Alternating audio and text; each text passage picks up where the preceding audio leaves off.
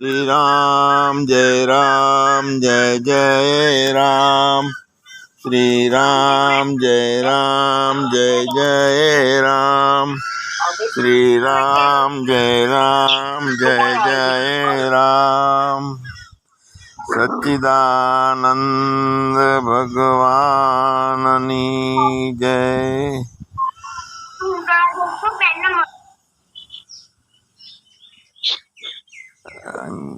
Mute થઈ ગયા અમુક રહી ગયા છે મ્યુટ કરવાના.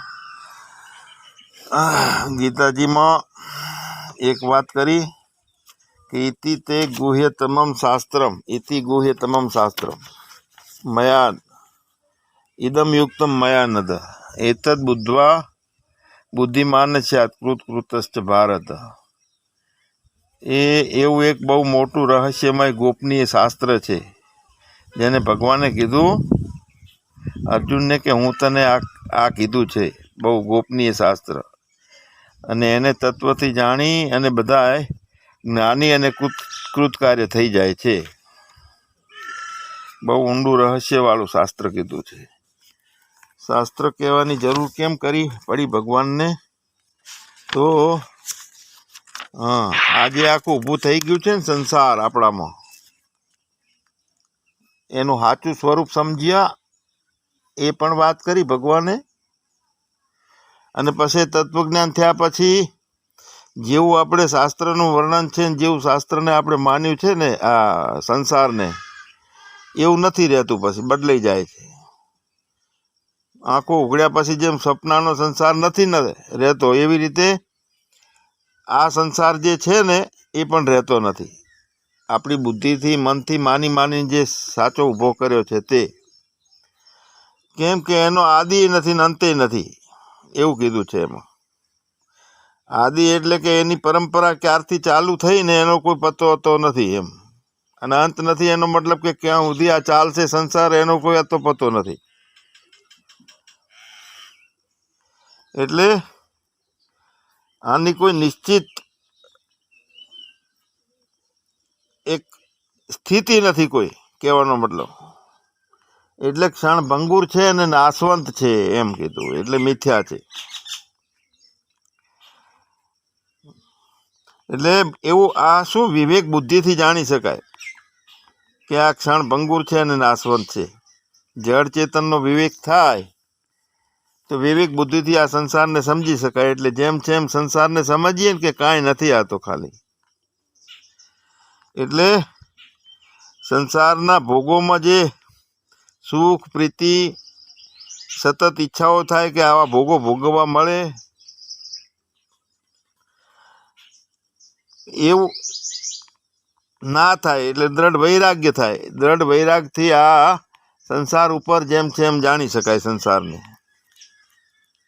તો આવો સંસાર પહેરી ગયો છે જન્મારાઓથી, વિચાર કરીને. અજ્ઞાન બધું પહેરી ગયું છે. અને બધા માણસો નવા જન્મ થાય છે ને છોકરાઓનો, ત્યારથી જ એને સંગ અજ્ઞાનનો રહે છે, એટલે અજ્ઞાન વધે જાય છે. તો હવે આપણે તો આપણી આખી દશા આખો રસ્તો બદલવા માટે બેઠા છીએ. યાત્રા માલિક તરફની છે, એટલે આમાં અજ્ઞાનને છોડવાનું છે, જ્ઞાનને પકડવાનું છે.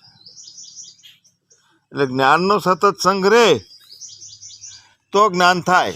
જ્ઞાનીનો સંગ્રહ, જ્ઞાનવાળા શાસ્ત્રોનો સંગ્રહ તો જ્ઞાન થાય. મતલબ કે પોતાની અંદર એક વિચાર, સૂક્ષ્મ વિચાર થાય ને તો યથાર્થ મનન થાય પછી પોતાના સ્વરૂપની. ભગવાન બધાના હૃદયમાં રહેલો છે અંતર્યામી રૂપે. એટલે એ ભગવાન ચેતના રૂપે આપણને જણાય છે. ચેતના જ જાણનારી છે ચેતનાને, પણ ભગવાન જાણવામાં આવતો નથી. જણાય છે એ અને જાણવામાં જાણનારો, એ બેની સ્થિતિ જ્યાં પૂરી થઈ જાય છે, ખતમ થઈ જાય છે. એવું આ ગૂઢ અને રહસ્યમય શાસ્ત્ર છે. આપણને ભગવાને કીધું સર્વસ્ય ચાહમ હૃદય સન્નિવિષ્ટો. જો ભગવાન બધા પ્રાણીઓના હૃદયમાં અંતર્યામી રૂપે છે. અને મત સ્મૃતિ જ્ઞાન અપોહનમ છે, એટલે મારાથી આ સ્મૃતિઓ થાય છે, જ્ઞાન થાય છે. અને અપોહનમ એટલે બુદ્ધિમાં જે રહેનારા સંશય વિપર્ય છે એ બધાના દોષો, સંશય અને વિપર્ય આવા બધા ઘણા બધા દોષો છે. તો એ દોષોને વિચાર દ્વારા દૂર કરવાનું નામ અપોહન. બધા દોષોને વિચાર કરી અને એને દૂર કરવાના એટલે દિવ્ય વિચાર છે અપોહનમ. એટલે આ સંસારમાં દ્વામીમો પુરુષો લોકે ક્ષરક્ષરમ એ વચ્ચે, એટલે આ સંસારમાં નાશવંત અને અવિનાશી એ બે પ્રકારના પુરુષો છે. તે જેટલા બધા ભૂત પ્રાણીઓના શરીરો જે છે એ બધા નાશવંત છે ને, કે એમાં જીવાત્મા જે છે આપણે પોતે એ અવિનાશી છે. અને એ અવિનાશી છે છતાં પોતાને નાશી માન્યો છે, મરવાવાળો માન્યો છે ને આ અજ્ઞાન. એટલે અજ્ઞાનના સતત વિચારો દ્રઢ થઈ ગયા છે એટલે અજ્ઞાન ઊભું થયું છે. હવે એ અજ્ઞાનના વિચારો વિવેક દ્વારા દૂર કરી અને જ્ઞાનમાં રહેવાનું છે કે હું કોણ, તો હું કોણ, હું કેવડો છું, હું કેવો છું. આ બધી ખરેખર તો બાપુ કહે છે, સુરસરવાળા બાપુ ઘણી વખત, કે આ બધી જફા આપણે કેમ ઊભી કરીએ છીએ. તો ખરી વાત છે, હું કોણ એ જાણવું ને એ પૂરું થઈ જાય ત્યાં. હું કોણ એ સર્ગ આખો છે, એક જાતનો સાક્ષી ભાવ છે. સાક્ષીની ભૂમિકામાં હું કોણ છું એ જણાય. પણ આ તો બધાથી અલગ અને ઉત્તમ પુરુષ જુદો છે. અને એ બધાય અવસ્થાઓમાં, બધાય ત્રણેય લોકમાં, ત્રણેય અવસ્થાઓમાં બધાયમાં સભર ભરેલો છે કે કોઈ વસ્તુ એનાથી ખાલી નથી. અને બધાનું ધારણ પોષણ બધામાં પ્રવેશીને ધારણ પોષણ પણ એ કરે છે. અને એ અવિનાશી પરમાત્મા જે છે એનું નામ છે પરમાત્મા. તો એને સમજવાની વાત છે આપણે. બધાયથી હું ઓતપ્રોત પરોવાયેલો છું, પરમાત્માનું તત્વ જે છે પુરુષોત્તમ છે તે. અને બધાથી નોખોય છું. બે વાત સમજવાની છે. બધામાં ઓતપ્રોત છું, પરોવાયેલું છે આકાશ બધામાં. અને આકાશ બધાથી નોખું છે પાછું. આકાશ એટલે આકાશ છે. એટલે આ અવિનાશી જે છે એ અવિનાશી તત્વ છે. આ જીવાત્મા એનું સ્વરૂપ ખરી, પણ જીવાત્માથી પણ ઉત્તમ વસ્તુ છે આ. એટલે આપણે સારી રીતે એને તત્વથી પોતાને પુરુષોત્તમ સ્વરૂપે જાણીએ ને, અને જાણ્યા પછી શું થાય છે કે એમાં આપણી સ્થિતિ થાય છે, એમાં રહેવાનું થાય છે સતત. અને રહેવાનું થાય છે એના કારણે બીજા ભાવો હું છું ને મારું છે આ બધું ખસી જાય છે. એટલે સારી રીતે જીવાય. તો જ્ઞાન અને આપણી જ્ઞાન સભા છે ને એ જીવન ખટપગ વગરનું રહે ને, એટલે યાદ દેવડાવવા માટે કરીને આ જ્ઞાન સભા છે. હું છું ને મારું છે ને મારે જોઈએ છે ને આ બધી ખટપટ પોતાનામાંથી દૂર થઈ જાય. અને હું કોણ છું એ પણ જેમ છે એમ જાણી લેવાય. એટલે કોણ છું ને એ વાસ્તવિક રીતે જાણવું બહુ અઘરું પડે છે. એક મહાત્મા 12 વર્ષની સમાધિ કરી અને 12 વર્ષની સમાધિ પછી વ્યુત્થાન થયું અને આયા શિષ્યો વચ્ચે કીધું કે જો આ સમાધિ હતી ને મારી, એ પણ પૂર્ણ મુક્ત અવસ્થા નથી, એ બંધન હતું. એમાંય બંધન રહી જાય છે સમાધિ ઉતર્યા પછી. એટલે સમાધિ એ પણ એક અવસ્થા છે. કેમ કે એ આવે છે ને જાય છે. આપણી ચિત્તની અવસ્થા છે સમાધિની.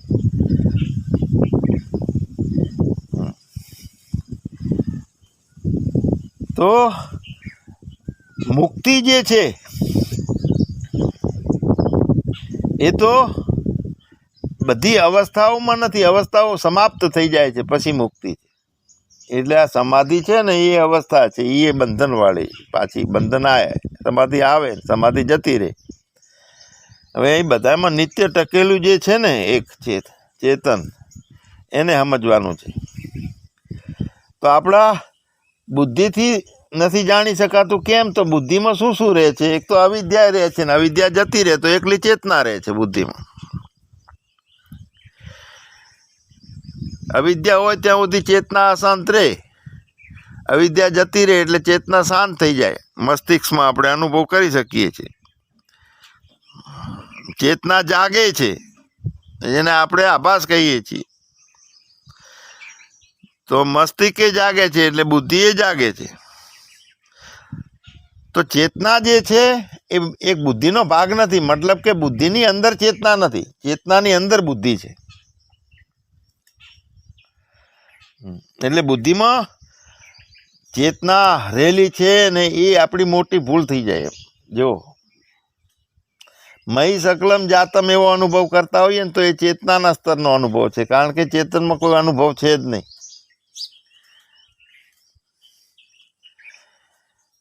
એટલે ચેતનાનું અસલી જે હોવું છે એક શાંત થઈ જાય. ચેતના અવિદ્યા જતી રહે તો ચિદાભાસને બોધ થાય ને ત્યારે ચિદાભાસે હાથ અદ્ધર કરી દે. અને હાથ અદ્ધર કરવા વાળો એકદમ મુમુક્ષુ હોય ને ચિદાભાસ, એટલે ખૂબ ઈચ્છા કરે પોતાને જાણવાની, અને એનામાં શક્તિ આવે છે. એટલે જાગ્રત, સ્વપ્ન, સુષુપ્તિ અને તુરીય 4 અવસ્થા જે છે ને, તુરીયનો મતલબ શું છે કે ચોથી અવસ્થા. તો તુરીય જે છે ને એ જાગ્રતમાં તુરીય રહેલું છે. સ્વપ્ન વખતે તુરીય હોય છે એમાં, અને સુષુપ્તિમાં તુરીય હોય છે.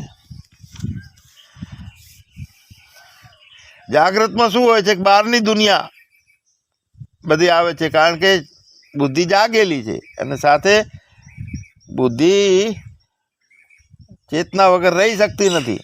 જ્ઞાન બધું ચેતના કરે છે. જો બુદ્ધિ તો એક દર્પણ છે બહારનું દેખાડવા વાળું, એટલે બહારની દુનિયાથી ચેતના જોડાય છે. કેમ? બુદ્ધિ હોય છે અને બુદ્ધિ એને લઈ જાય છે, મતલબ પ્રતિબિંબ રૂપે ચેતના જોડાય છે. અસલ ચેતના તો એમની એમ રહે છે. આ જાગ્રત અવસ્થામાં જેટલું બહારનું દેખાય છે ને, તો બહારનું દેખાય છે ને એ વચ્ચે દર્પણ છે, પ્રતિબિંબ છે, એટલે બહારનું દેખાય છે. ચેતના તો એક જ છે, અખંડ છે, એમની એમ છે, અને કે બહારને અંદર નથી ચેતનાને. એટલે જેટલું બહારનું દેખાય છે ને એ દર્પણના ચિત્રો છે. અસલી પોતાની રહેવું ને એ ચેતના છે. બધામાં અંતર્યામી રૂપે કીધું ને. હા, સ્વપ્નમાં જાગ્રતમાં બહારની દુનિયા હોય છે, અને સ્વપ્નમાં એ બહારની દુનિયામાં મન હોય છે ને એના સંસ્કારો ભેગા કરે છે ને, એટલે એ ઊંઘી જાય ત્યારે મન એની દુનિયા બનાવી નાખે સ્વપ્નની, નોખી કલ્પિત. તો એમાં ઘણું બધું ઊભું થાય સ્વપ્નમાં. નામ, રૂપો, બધી ઇન્દ્રિયો બધું બદલાયેલું હોય છે સ્વપ્નમાં. એ આપણો બધાનો અનુભવ છે. તો સ્વપ્નમાં મન એની દુનિયા બનાવી નાખે નોખી. અને સુષુપ્તિમાં શું થાય છે કે ઊંડાણ છે, ગહેરાઈ છે, ગાઢ નિંદ્રા છે.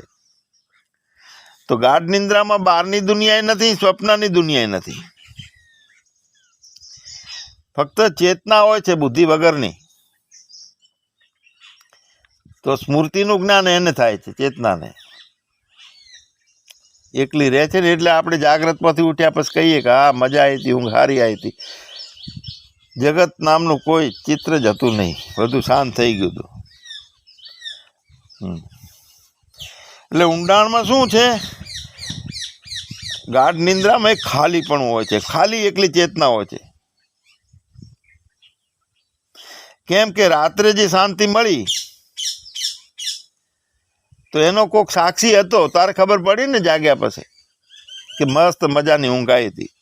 એટલે એ તુરીય છે. ત્રણેયની પાછળ કાયમ રહે તુરીય.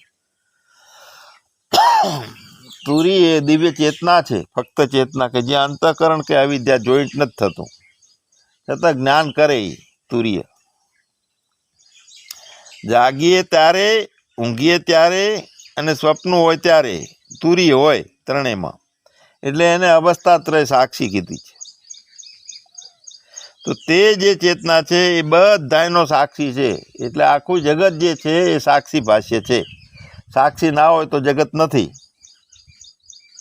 પણ અવિદ્યામાં મારાથી હું જાણું છું, હું આવો છું, હું હરખો છું, હું નથી હારો, આ બધું છે ને એ અજ્ઞાન ભાષ્ય છે, પોતાની બુદ્ધિથી ઊભું કરેલું છે. તો ચેતના જ, પણ ચેતના સાક્ષી તરીકે નથી રહેતી ને, ભેળસેળવાળી થઈ જાય છે, ગંદી થઈ જાય છે. અંતઃકરણને શુદ્ધ કરવાનું કહીએ છીએ, શું થાય છે?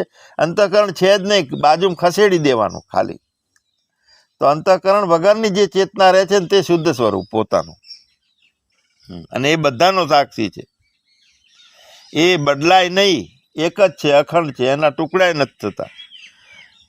એ સાક્ષી છે ને એ તુર્ય, એ આવે નહીં, જાય નહીં.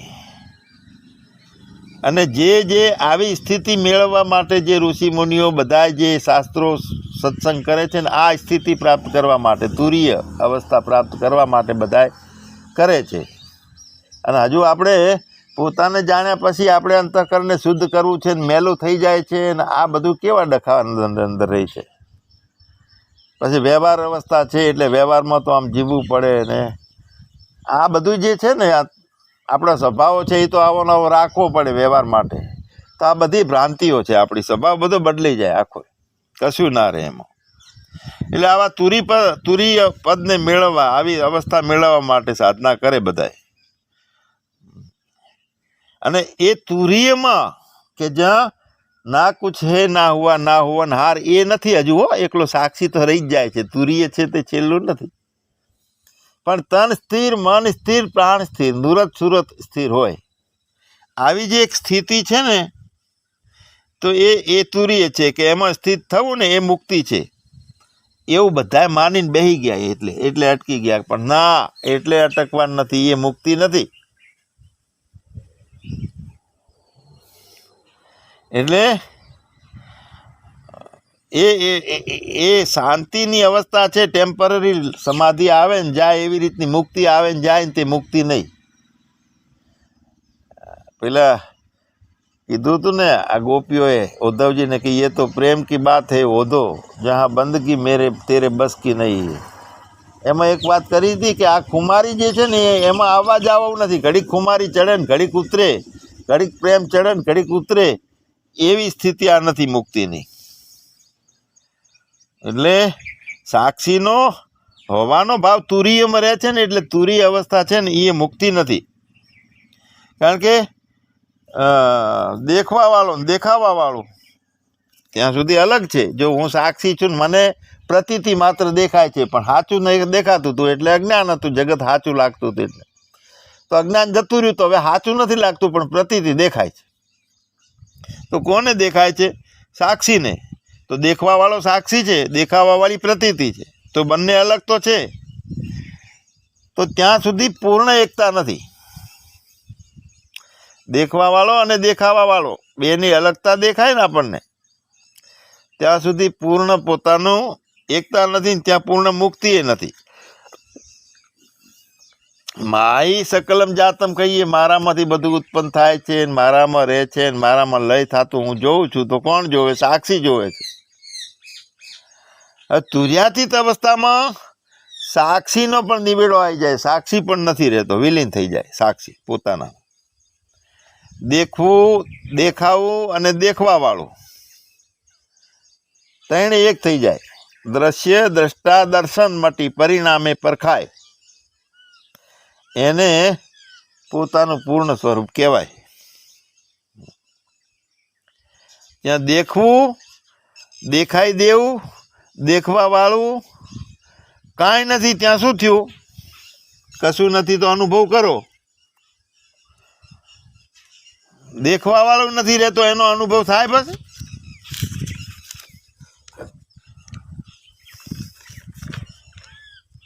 અનુભવ કરવા વાળો કોઈ નથી રહેતો. એટલે આવી સ્થિતિનું વર્ણન, જ્ઞાનની સ્થિતિનું વર્ણન માંડુક્ય ઉપનિષદમાં 12 જ શ્લોકો છે, પણ એટલું બધું અદ્ભુત રીતે કરેલું છે. દરેકે માંડુક્ય ઉપનિષદનો અભ્યાસ ખાસ કરવાનો. આમ તો ખરેખર 12 મંત્રો આપણને મોઢે થઈ જવા જોઈએ, કંઠસ્થ. એટલે જ્યાં સુધી અનુભવ કરવા વાળો કોઈ છે ત્યાં સુધી તે સાક્ષી છે. સાક્ષી છે એ શુદ્ધ ચેતના છે. હવે અનુભવ કરવા વાળો નથી રહેતો,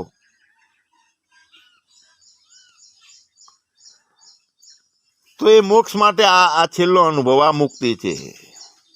એટલે તુરીય જે છે ને એ અને તુર્યાતીત બે એક રૂપે નથી, થોડોક ફેરફાર છે એમ. કારણ કે તુર્યાતીતમાં 3 અવસ્થાઓ નથી, 3 અવસ્થાઓમાં ઓતપ્રોત રહેલો એવું પણ કહી શકાતું નથી એમ. તુરીય એટલે જાગ્રતમાં હાજરી, સ્વપ્નમાં હાજરી, સુષુપ્તિમાં હાજરી, પણ સાક્ષી તરીકે.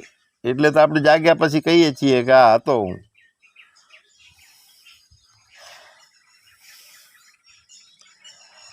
એટલે તુરીય જે છે એમાં વાસ્તવિકતામાં શું આવે છે, પછી સાક્ષીમાં એમાં કોઈ વિશેષણ ના રહેવું જોઈએ. જ્યારે તુરીયની અવસ્થા તુર્યાતીતની અને તુર્યની વચ્ચેનો ભેદ આપણે જાણવો હોય ને, તો એમાં કોઈ વિશેષણ નથી આવતો. એટલે આ છે ને તે છે ને પેલું છે. આપણે કહીએ છીએ ને કે હું જતો રહ્યો એટલે છું રહ્યો, છું જતો રહ્યો તો છે રહ્યો, તો બધા વિશેષણો છે.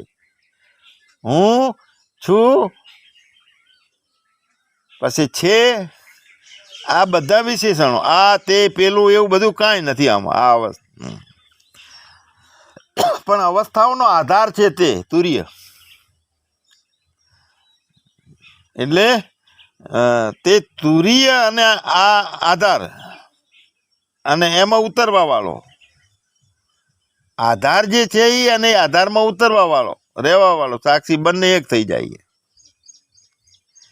એટલે બાકી જે વધે ને શેષ બધું નેતિ નેતિ નેતિ નેતિ નેતિ કરતા કરતા કરતા, બધાનો આધાર છે ને એ નેતિ પછી હોવું હોવું કહીએ છીએ ને એનું નેતિ થઈ જાય. એટલે ન તદ ભાષાએ તે સૂર્યો ન શશાંકો ન પાવક. એટલે ત્યાં વાણી ને ત્યાં મન ને બુદ્ધિને પહોંચતું નથી ને. એ એવું શેષ વધે તે તુર્યાતીત. તો આપણે સમજવું હોય કે નદી છે અને એમાં લહેરો છે, અને સમજી લો 3 પ્રકારની લહેરો છે એક નદીમાં. એક જાગ્રતની લહેર છે, એક સ્વપ્નની છે, અને એક સુષુપ્તિની છે. 3 લહેરો છે. તો એ લહેરો બને છે પાણીથી, અને 3 લહેરો આવે છે ને જાય છે, પણ પાણી એમને એમ રહે છે, લહેરોની સાથે રહે છે, હોય જ છે એમાં. તો પહેલો અવસ્થા એ જે છે આપણે કરીએ છીએ કે આ લહેરો છે ને તે પાણી નથી. પહેલાં અલગ અલગ અલગ જાણવાનું, અલગ જાણવી લહેરોને પાણીને.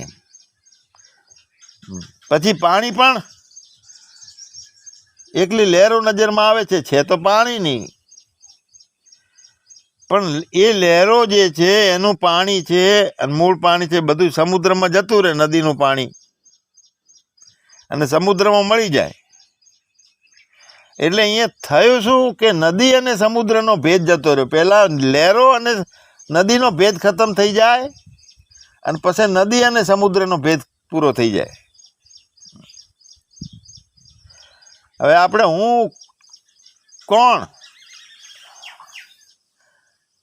તો એની અંદર કંઈક રહે છે, જાણવા વાળો રહે છે, અનુભવવા વાળો રહે છે. હું કોણ એમ સમજતા, તો એ સાક્ષીની ભૂમિકા સમજાય આખી. હું કોણ પૂછવું કે જાણવું એ પણ ત્યાં નથી કાંઈ. હું જે હતો તે જ હતો એવું પણ નથી. પણ અજ્ઞાનીમાં હું જે હતો એ તો જ્ઞાનીનો હું રહ્યો. હવે જ્ઞાનીનો જે હું હતો એ ના રહે. મતલબ કે હું જે હતો તે હતો જ નહીં. આ તો ખાલી ખોતર ખોતર કર્યું, જ્ઞાન નહીં ખોતર્યું, અજ્ઞાન નહીં ખોતર્યું. આવી સ્થિતિ આપણને ઘણી વખત આપણે જે ગાઢ નિંદ્રા હોય છે ને એવી સ્થિતિનું એની સરખામણી કરતા હોઈએ છીએ. તો પણ એમાં શું હોય છે, ગાઢ સ્ત્રી હોય નિંદ્રા હોય છે ને ગાઢ, એની અંદર પણ એક રાસાયણિક પ્રક્રિયા થાય છે, અંતઃકરણ શાંત થાય. એટલે નિંદ્રામાં જે તરંગો રહે છે મસ્તિષ્કમાં, બુદ્ધિમાં, એને ડેલ્ટા કહે છે. ડેલ્ટા એ તરંગો એટલે એકદમ સૂક્ષ્મ અને શાંત તરંગો હોય, ધીમા તરંગો હોય. એટલે એ ખાસ કરી અને આપણા તાલુ ભાગમાં એટલે મસ્તિષ્કમાં જે લલાટ જે કહીએ છીએ ને એ ભાગમાં તરંગો એકદમ શાંત થઈ જાય છે. અને એ ભાગમાં જ્યારે તરંગો અશાંત હોય અને ચાલુ થઈ જાય છે ને એટલે બુદ્ધિ અને ચેતના ત્યાં કન જાગે છે અને જાગ્રતનું ભાન ચાલુ થાય, લલાટથી ચાલુ થાય. કારણ કે ત્યાં અને કહેવાય ને શું કહેવાય, ચેતાતંત્ર, ચેતાતંત્રમાં ચેતના ચાલુ થાય. હવે એ લલાટમાં તરંગો શાંત હોય અને એ લલાટમાં શાંત તરંગોના અભ્યાસથી આપણને તુર્યાતીતનો અભ્યાસ ચાલુ થાય. એટલા માટે એને સુષુપ્તિ સાથે એને આપણે ઓળખી ખાલી એમ તુર્યાતીતનો અભ્યાસ ચાલુ કરવા માટે.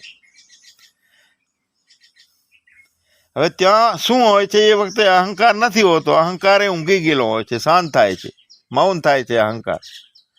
એટલે બધા જ બહુ જ સારી રીતે તરંગો એકદમ શાંત હોય છે. હવે એનાય તરંગો આપણે જાગ્રત અવસ્થાની અંદર બધું શાંત કરવાની હેસિયત ઊભી થાય ને તો એ સમાધિ. પેલું તો થાકે છે એટલે ટેમ્પરરી અવિદ્યામાં લઈ થઈ જાય છે, બધું બુદ્ધિની ઊંઘી જાય છે, ચેતના એ વખતે ઊંઘી જાય છે, રે એટલે આમ પોતે સક્રિય નથી. એમ બુદ્ધિ સાથે હોય ત્યારે આપણને લાગે કે ચેતના છે એમ. એટલે ચેતના ઊંઘે ત્યારે બુદ્ધિ ઊંઘી જાય, બુદ્ધિ ઊંઘે ત્યારે ચેતના ઊંઘી જાય, કર્તાના રૂપમાં ઊંઘી જાય. એટલે બહુ જ તરંગો એકદમ શાંત હોય, કોઈ જાતની હલબલાટ ના હોય ને તો તે સમાધિ.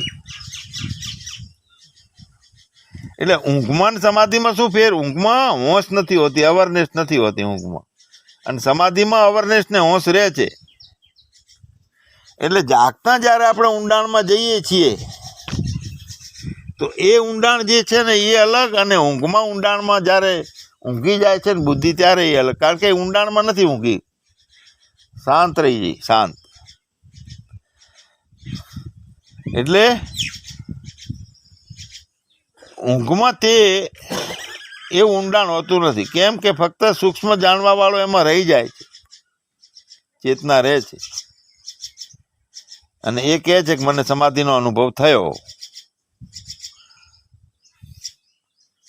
હવે તુર્યાતીત અવસ્થા જે છે ને એમાં જાણવા વાળો પણ નથી હોતો,